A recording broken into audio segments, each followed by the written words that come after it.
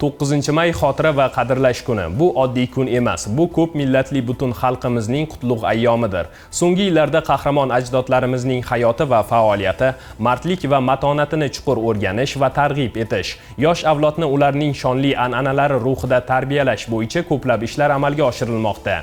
Bu yil Ikkinchi jahon urushi qatnashchilari va nogironlariga 10 ming AQSh dollari miqdorida, ushbu toifaga tenglashtirilgan shaxslarga 25 million so'm, mehnat fronti qatnashchilariga 3 million so'mdan bir martalik pul mukofotlari va Ikkinchi jahon urushidagi g'alabaning 80 yilligi yubileyi medallari topshirilgani muhtaram faxriylarimizga e'tibor va g'amxo'rlikning yana bir amaliy ifodasidir.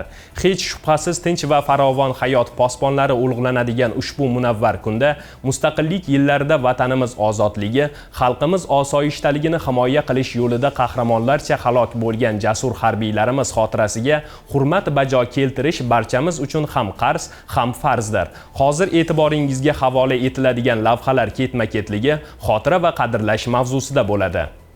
9-may xotira va qadrlash kuni munosabati bilan Toshkent viloyati Nurafshon shahrida vatanparvar bog'i tashkil etildi. Mazkur bog' aholi orasida vatanparvarlik tuyg'ularini yanada mustahkamlashda muhim ahamiyat kasb etadi. Guvohi bo'layotganingizdek, bog'da mana shunday harbiy texnikalar va eksponatlar mavjud. Bog'ning ochilish marosimida Toshkent viloyati hokimi Zoir Mirzayev ishtirok etib, 9-may xotira va qadrlash kuni bilan barchani samimiy muborakbod etdi. Muzey yaratildi.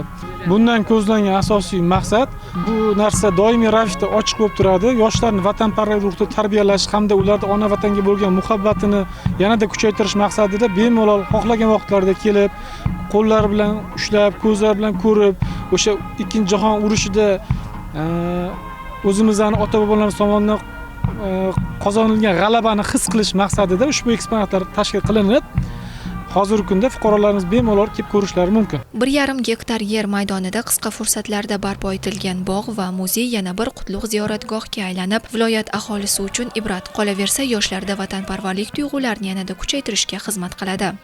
Bu bog' nafaqat dam olish joyi, balki yurtga sadoqat, vatanga muhabbat, tinchlik va osoyishtalik yo'lida xizmat qilgan insonlar xotirasiga hurmat bajo keltiradigan maskandir.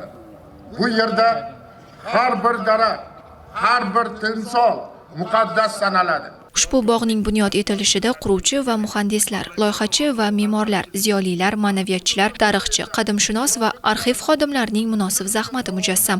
So'zga chiqqanlar ularning mehnatini alohida e'tirof etishdi.